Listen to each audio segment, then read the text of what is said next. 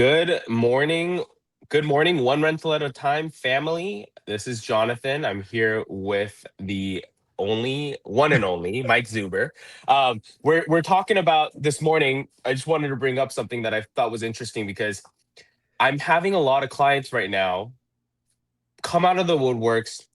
These were the same clients waiting 4 months ago. Actually, I take that back. They were waiting from January, and then they thought, okay, no, I'm going to wait a little longer. They waited in March, Yeah. and then they waited in May, and then they missed these little opportunities that we had, right? In Mhm. dips in between, because their belief is rates are going to be lower. I'm just going to continue to wait. And now they're actually calling me from waiting and saying, I heard rates are, so I don't know where they're reading this, but I Right. heard rates are lower.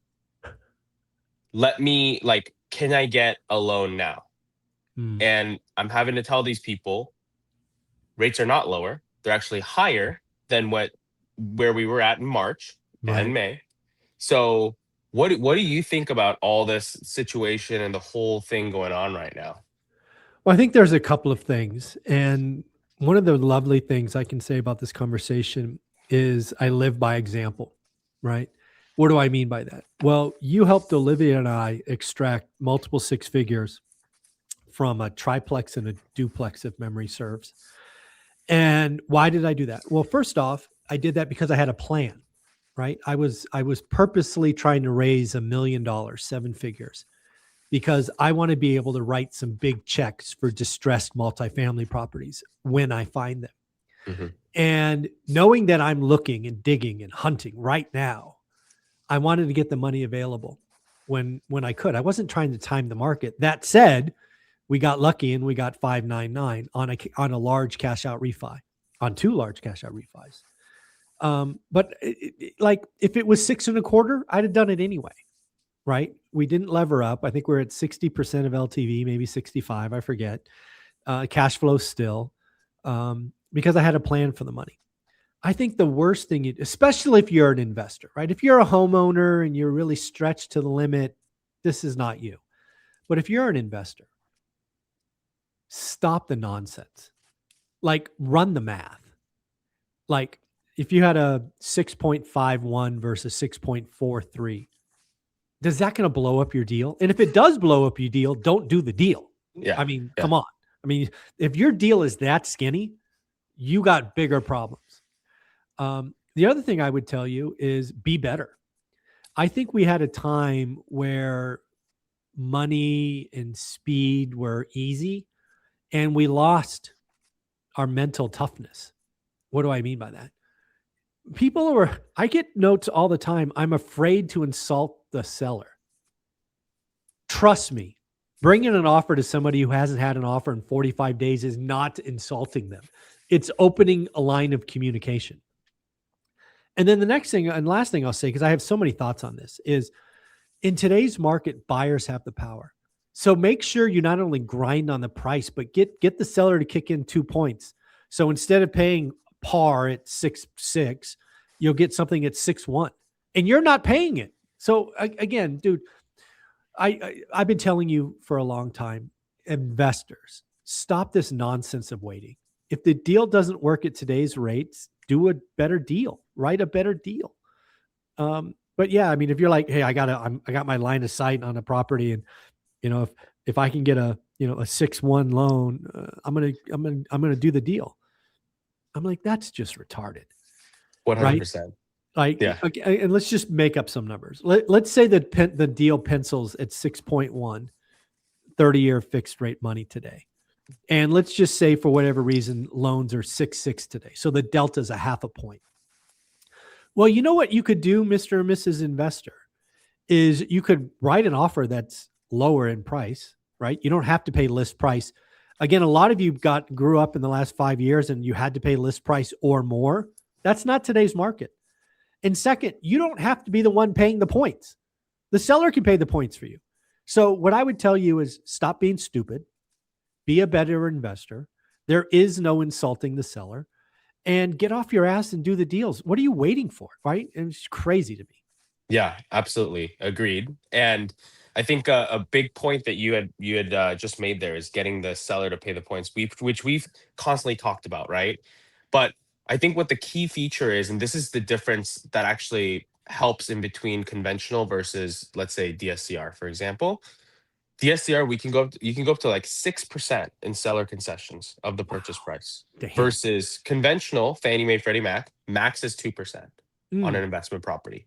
So what this allows you to do, yes, DSCR in theory is a more expensive loan. However, sure. right now in this market, DSCR rates, if you add a 3-year or a 5-year prepay, and you're buying, like, let's say, a single family to a quadplex, you're starting out, actually, even with 20% down, you're starting out in the low sixes. You're not Wow. starting out in the mid to high sixes like conventional right now. So what that allows you to do is you start in the low sixes. Let's say you started at 6.375 or six and a quarter. Sure. You have 6% of seller concessions. Damn. And by the way, I would say and emphasize that if you had a choice between lowering the price and getting seller concessions, right? Splitting between the two, or like getting a mix between the two, is probably best. But if you had to choose between the two, I would say seller concessions over the price. Absolutely. Yeah, because the price itself, what you're going to lower it $10,000, like that does nothing to your actual down payment, Yeah, right? Or your actual yeah, numbers, right? exactly. Um, but if you do that, if you add that 6% and you utilize that towards all your closing costs to cover everything, because six Yeah. percent should cover more than everything, Yeah. you're in the best of both worlds across the board, right? And that's I the kind didn't of even think of deals. that. Yeah, I Yeah, didn't even that think of that's that. That's awesome. yeah, that's the best way I think to do it. And then on top of that, I've been insulting some people as well, because I tell them to underwrite deals at 7%. Yeah, And they're just do like, it. and Yeah. they're like, no, no, no, I want to know the rate today and underwrite it based on the rate today. And I tell them, and I don't know what you think about it. I tell them the market is so volatile that if you don't have anything locked up today where we're locking something in right this minute, it Yeah. doesn't matter what I tell you, or if anyone tells you what the rate is today. So if the best way to do this is you underwrite at 7%, because if you underwrite at 7%, it's going to be a good deal at 7%. It's going to be an amazing deal at 6%. Exactly. So underwrite at 7. I think that Yeah, is I will actually echo that. I think all investors should be underwriting deals at 7% today. Just put that in the formula. And if the deal works at 7, there's a very good chance you'll be happy because the cost of capital will be less than that, especially 100%. if you get seller credits. I think Yeah, that's a genius move. It just makes the whole thing simpler. It stops the whole, is it 6.6? Is it 6.5?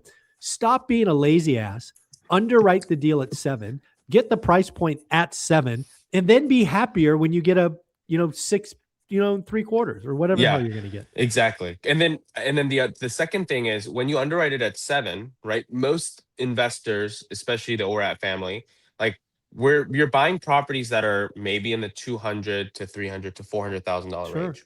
Sure. 7 versus 6.5 is not that much of a difference in payment. Yeah.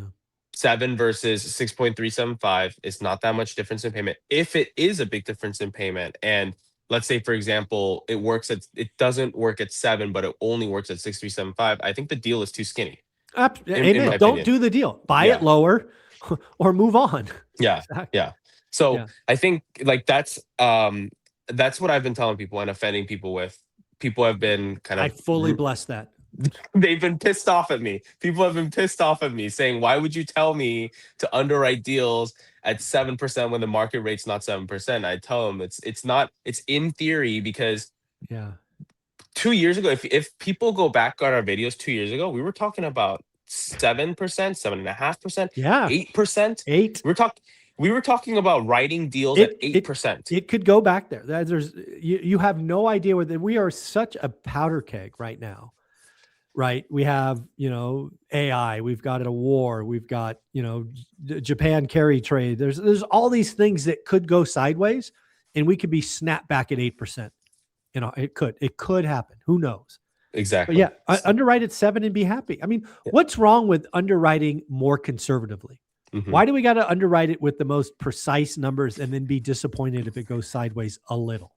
Yeah, yeah, exactly. And I'm gonna say this because I have a lot of people asking, like, floor rates right now, DSCR on 30-year fixed. By the way, still 5.875.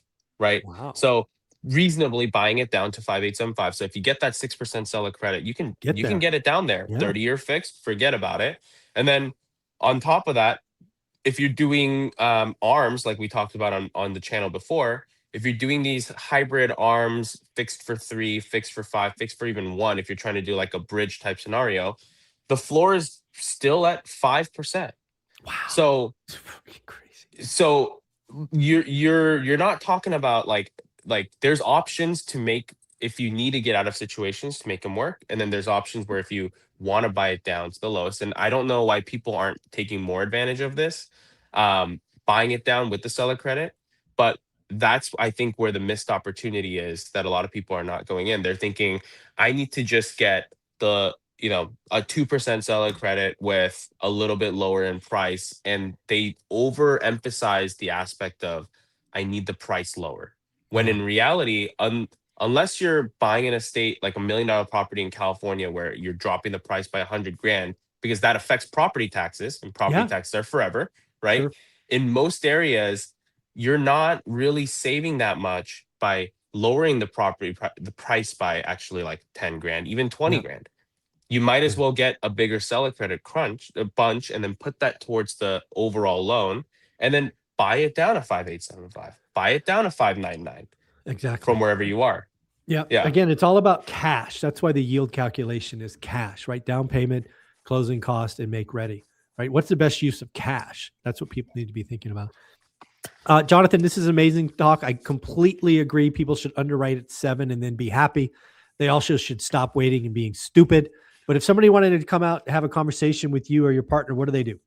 Go to convoyhomeloans.com/ORAT. And I did want to add one point. Some people are actually seeing our ads pop up on Instagram and Facebook or whatever. If you click the ads and you apply through the ad, you will not be able to reach Dustin or me Ah, as directly as if you just go to the website, convoyhomeloans.com/ORAT, and let us know you came from ORAT. That'll immediately get Dustin and me. yeah, guys, if you don't know what he's telling you there, again, he runs a big shop. They're one of the biggest firms in the country. They're running ads. And if you click on the ad, you end up in a queue. But if you watch this video and you click the link, or you type in the URL here, you get to the 2 guys at the top of the food chain. You are too good to be in a queue. Use this link. Go talk to the guys. Thanks, buddy. I appreciate you. Thank you. Later.